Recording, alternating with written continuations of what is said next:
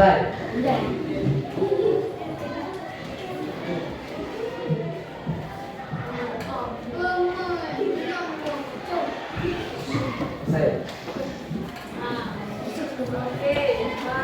Semoga dengan bacaan doa ini lancarlah kegiatan kita pada hari ini. Amin. Oke. Sebelum kita memulai kegiatan ini, Ibu akan menjelaskan dulu ya apa itu bimbingan masikal. Oke, bimbingan masikal ini adalah suatu layanan yang diberikan oleh guru BK kepada peserta didik, yang mana Ibu di sini sebagai guru BK-nya akan menyampaikan informasi nantinya yang akan membantu peserta didik untuk mengembangkan potensi dirinya atau menambah pengetahuan dan wawasannya. Dan untuk tujuan dari bimbingan masikal ini adalah membantu peserta didik nantinya memahami dan memecahkan masalah apa yang dihadapinya pada saat ini. Untuk sejauh ini apakah ada yang ingin ditanyakan dengan Ibu? Tidak. Oke. Sebelum kita melanjutkan kegiatan ini, mungkin kita melakukan screening dulu ya. Oke. Kepada semuanya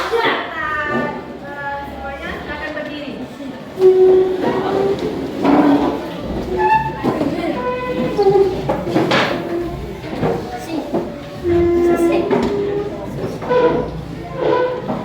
Berdiri semuanya. Ada satu. Siapa yang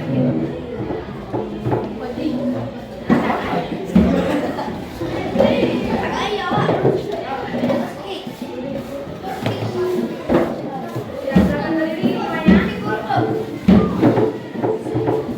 Sudah siap? Oke, di sini Ibu akan memberikan screening. Bisa lihat sebentar. Screeningnya yaitu cluenya di sini adalah apabila Ibu berkata. Jadi nanti kalau dengar kata-kata apabila Ibu berkata pegang telinga, maka pegang telinga. Tapi kalau tidak ada kata-kata apabila Ibu berkata pegang telinga, dan kalau tidak ada kata apabila Ibu berkata jangan dipegang ya. Apakah semua paham? Oke, kita mulai. Kita pemanasan dulu ya sebelum tahap yang sebenarnya. Oke. Apabila Ibu berkata pegang telinga, pegang hidung.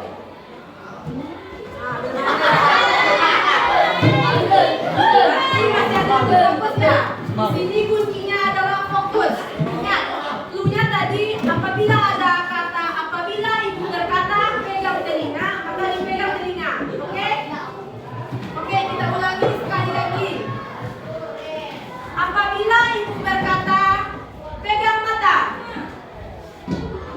Apabila Ibu berkata pegang telinga. Pegang tangan. Siapa yang nggak fokus di sini?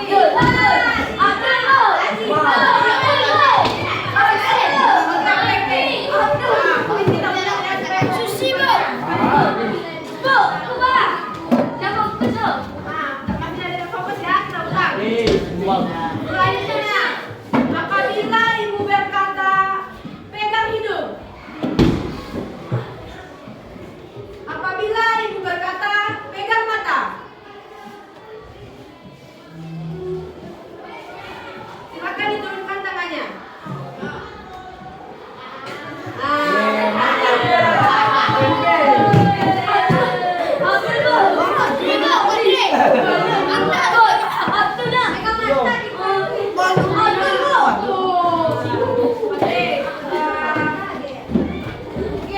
Silakan duduk semuanya.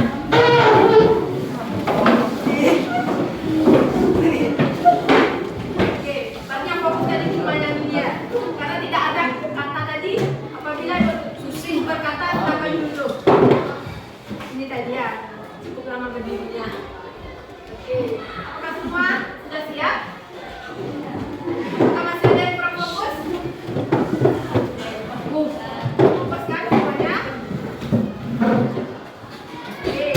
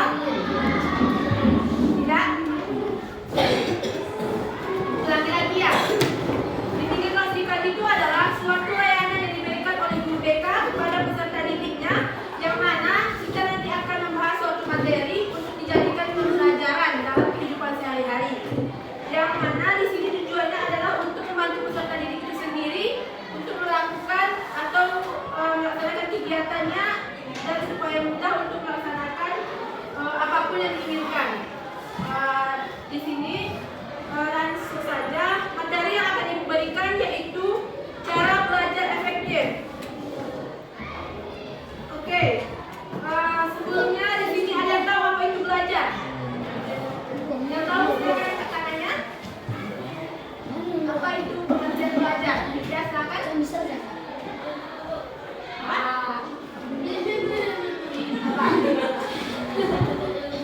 Ya, betul sekali menuntut ilmu ya. Apa lagi? Ada yang tahu itu belajar? Apa? Silakan angkat tangan ada yang tahu. Oke, dijelaskan ya apa itu pengertian dari belajar. Belajar adalah suatu aktivitas yang dilakukan serta secara sadar untuk mendapatkan sejumlah kesan dari bahasa yang telah dipelajari. Belajar adalah suatu proses adaptasi atau penyesuaian tingkah laku yang berlangsung secara progresif berdasarkan pengalamannya. Apa itu belajar? Apa? Ya.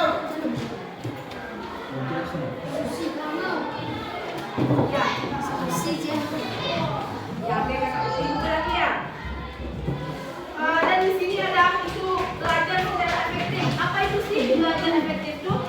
Belajar yang efektif adalah proses belajar mengajar yang bukan saja berfokus kepada hasil yang dicapai oleh peserta didik itu sendiri, di mana proses belajar yang efektif itu memberikan pemahaman yang baik berdasarkan ketekunan, kesempatan, dan mutu serta dapat menjadikan perubahan perilaku dan mengaplikasikannya dalam kehidupan sehari-hari. Dan belajar efektif itu adalah seperti yang Ibu sampaikan tadi, apabila kita melakukan proses belajar, di mana kita mengulang pelajaran yang diberikan oleh guru sebelumnya di kelas, kita mengulang apa itu yang dipelajari sebelumnya itu, dan efektif. Kita mencari waktunya, seperti waktu efektif itu untuk belajar itu kapan? Kapan saja? Ya benar itu. Itu kapan waktu efektif untuk belajar tuh? Di mana otak kita itu masih segar, tidak ada ya silakan. Ya betul sekali di pagi hari, apalagi itu setelah subuh ya. Itu otak kita masih fresh dan segar. Dan kita bisa menangkap apapun yang kita pelajari hari itu juga kan. Oke, selanjutnya strategi belajar yang efektif itu. Ada yang tahu di sini bagaimana cara strategi belajar yang efektif itu? Silakan tunjuk tangan bagi yang tahu. Belajar efektif. Bagaimana caranya sih belajar yang efektif itu? Gak ada? Oke. Strategi belajar yang pertama itu yaitu pahami gaya belajar. Di sini ada yang tahu apa itu gaya belajar? Dan berapa tuh gaya belajar itu ada berapa? Berapa gaya belajar? Ayo yang tahu silakan angkat tangannya. Jangan malu-malu. Siapa yang tahu gaya belajar ada berapa? Ada? Ya, yang pertama. Gaya belajar. Audi. Ya, betul. Auditoria, yaitu gaya belajar yang kita senang mendengarkan, seperti mendengarkan video belajar itu kita lebih memahami dengan cara mendengarkan video atau rekaman seperti itu. Dan yang kedua ada gaya belajar apa? Ya, betul. Apa itu? Apa? Tatap muka, iya. Dengan kata-kata ya, kita memahami pelajaran itu dengan kata-kata seperti guru menyampaikan di kelasnya, jadi dia lebih mudah memahami dengan melihat gitu. Dan yang ketiga ada yang belajar apa? Audiovisual dari tadi yang pertama, yang kedua auditoria visual, yang ketiga kinestetik. Ada yang tahu kinestetik? Ada yang tahu? Kinestetik itu yaitu gaya belajarnya suka mendengar apa ya, ada gerakan-gerakan gitu. Ya, silakan. Gimana ya? Gaya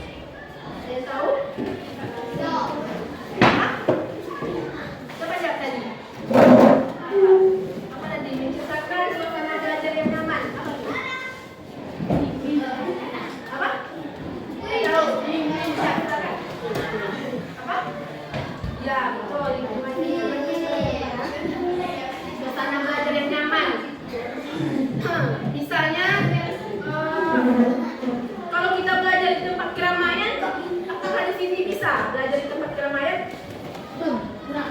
Kurang kan? Jadi carilah tempat belajar nyaman itu seperti di rumah kita sendiri atau bisa juga di taman, di lingkungan alam sekitar kita supaya otak kita itu nggak suntuk gitu kan, bisa melihat pemandangan itu. Baik, selanjutnya yaitu merangkum materi pelajaran atau membuat mind mapping. Siapa di sini yang suka kalau set belajar itu dia merangkum pelajarannya? Ada di sini. Pas pelajaran itu dibuat mind mapping atau ringkasan materi yang telah disampaikan gurunya. Ada di sini? Ya, itu adalah salah satu strategi belajar efektif, yaitu merangkum sehingga inti-inti dari yang disampaikan oleh guru itu kita dapat menangkapnya atau dapat memahami materi yang disampaikan dengan mencatat inti-inti dari pelajaran yang diberikan. Yang keempat yaitu metode yang bersingkat atau memodifikasi menyerupai nama sesuatu. Misalnya singkatan dari pelajaran yang kita pelajari itu disingkat supaya kita dapat memahami. Selanjutnya yaitu mengingat yang dipelajari. Mengingat-ingat lagi apa yang disampaikan guru kita dan mengulang pelajarannya di rumah. Selanjutnya yaitu belajar rutin tapi jangan lama. Apa itu maksudnya? Belajar dengan rutin tapi tidak lama. Apa tuh? Siapa yang bisa jawab? Angkat tangan. Ada? Ya, apa tuh? Ya, betul sekali, sebentar ya. Supaya kita tidak bosan. Tapi itu sering, misalnya satu hari itu kita belajar berapa, 2 jam misalnya. Siapa? Nah, itu tadi yang temannya itu benar ya. Belajar rutin tapi jangan lama. Begitu misalnya satu hari itu ada 2 jam. Dan bisa juga kita sambil mendengarkan musik atau sambil minum teh atau kopi. Selanjutnya yaitu belajar secara berkelompok. Ada yang tahu apa itu belajar secara kelompok? Ya, bekerja sama. Apa lagi? Ya, belajar bersama-sama. Ya, siapa? Ada lagi? Pendapatnya yang berbeda? Ya, benar sekali disampaikan oleh teman-teman yang tadi yaitu belajar bersama-sama. Oke, dulu lagi yang menggunakan teknologi. Di sini siapa yang mempunyai HP atau tangan? Mempunyai HP silakan angkat tangan. Oke, turun. Berarti di sini hampir semuanya punya HP ya. HP. HP ini digunakan apakah untuk bermain game saja? Selain itu apa? Penggunaan HP. Pelajaran. Misalnya kita tidak mengetahui apa sih arti dari ini, lalu bisa di-search di Google kan? Ya, bisa di-search di Google sehingga kita dapat mengetahui pengertian itu.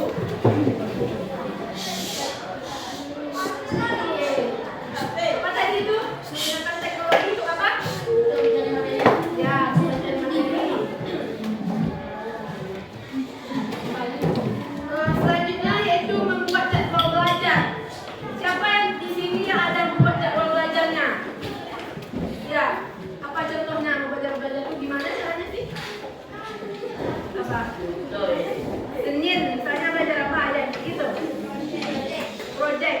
Oh iya, ada kan buat di sini? Oke.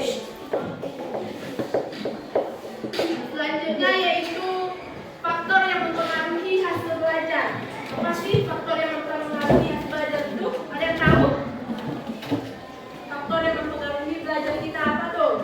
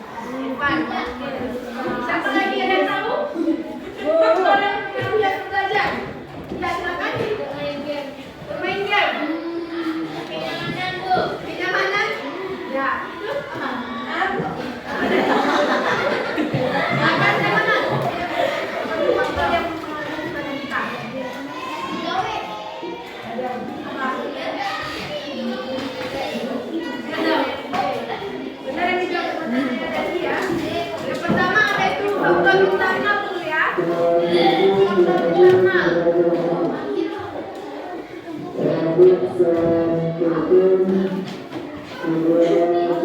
internal ini berasal dari mana? Dari eksternal. Dari mana? Lawannya eksternal. Kalau internal itu apa? Ya benar, dari dalam diri kita sendiri ya. Kalau eksternal? Ya, dari luar diri kita. Oke, faktor internal yang pertama itu adanya kemauan atau niat. Kemauan atau niat itu apakah dari orang lain atau dari diri kita sendiri? Ya, dari kita. Adanya kemauan dan niat.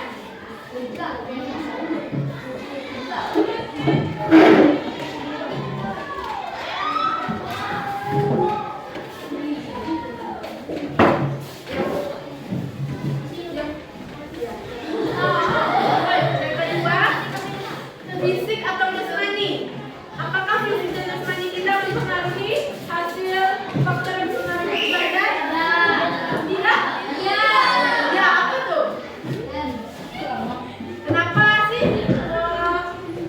jasmani atau fisik kita yang mengatur? Kenapa? Ya.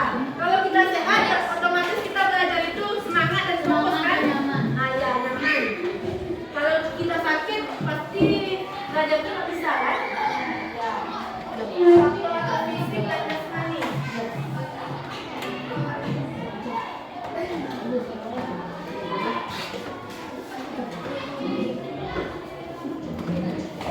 Baik, yang ketiga, psikis atau kejiwaan. Ada yang tahu psikis dan kejiwaan itu di mana? Apa?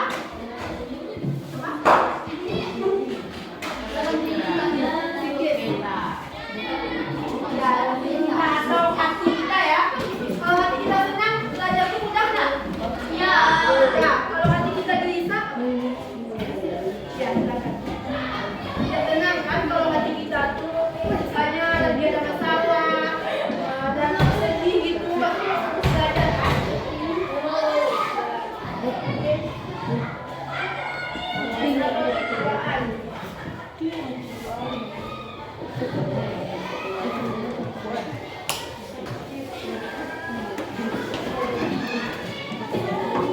Keempat yaitu kecerdasan IQ dan minat. Ada yang tahu kecerdasan IQ? Ya, kecerdasan minat yang lain? Ada yang beda? Sama ya. Kecerdasan IQ itu adalah kecerdasan yang kita miliki sejak kita lahir. Itu adalah IQ dan juga minat. Kalau dia tahu di sini minatnya banyak apa? Bola. Siapa yang minat bola di sini? Kakak yang laki-laki. Iya. Banyak ya, minat bola yang cewek? Oh tidak. Menyanyi. Masa ada? Ada? Apa tuh? Bola. Bola tahu jangan. Itu sangat, itu juga mempengaruhi kan kayak belajar kita. Ya, apa tadi? Kecerdasan IQ dan minat.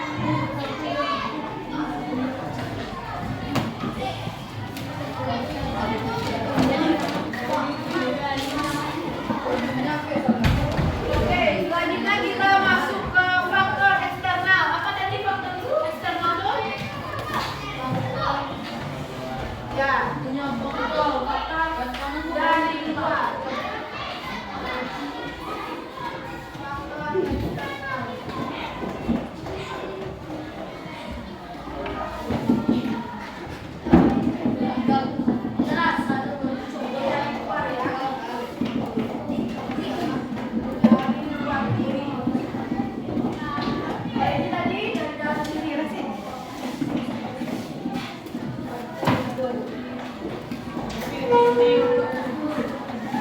Faktor eksternal yang pertama ada yang tahu? Faktor yang dari luar. Apa? Tekanan dan bisa ya. Ada lagi? Komunikasi ya. Aduh, faktor dari luar yang mendorong kita untuk yang mempengaruhi belajar kita. Apa? Oke, yang pertama itu ada metode guru mengajar. Ada yang tahu metode apa?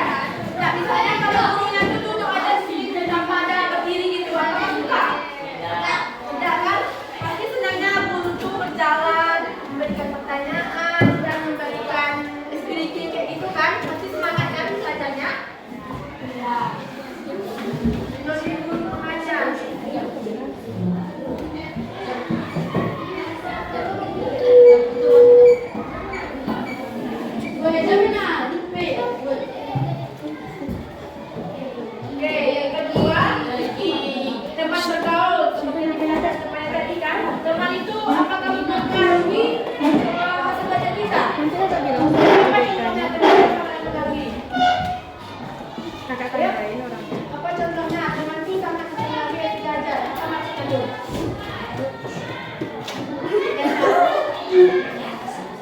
Ya. Teman itu kalau dia ngajak belajar atau dan satu yang pertama temannya ngajak belajar, yang satu temannya ngajak bermain, mana dipilihnya mana? Belajar kan? Iya, jadi teman itu sangat mempengaruhi kita. Karena apa? Misalnya kita lagi belajar tuh, lalu dia temannya, teman keluar yuk, jajan yuk, atau saat belajar di kelas, teman jauh yuk. Jadi teman itu sangat mempengaruhi kan?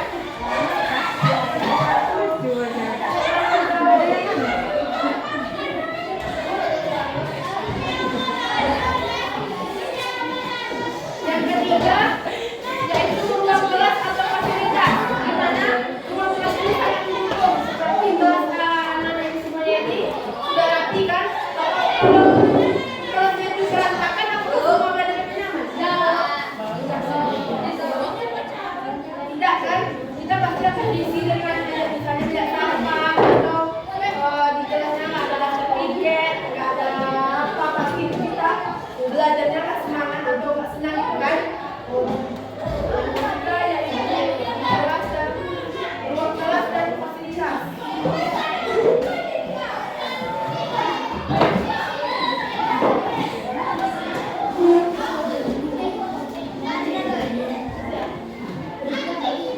Yang terakhir yaitu lingkungan sekolah dan masyarakat. Apakah lingkungan sekolah dan masyarakat itu mempengaruhi belajar? Ya apa contohnya kalau di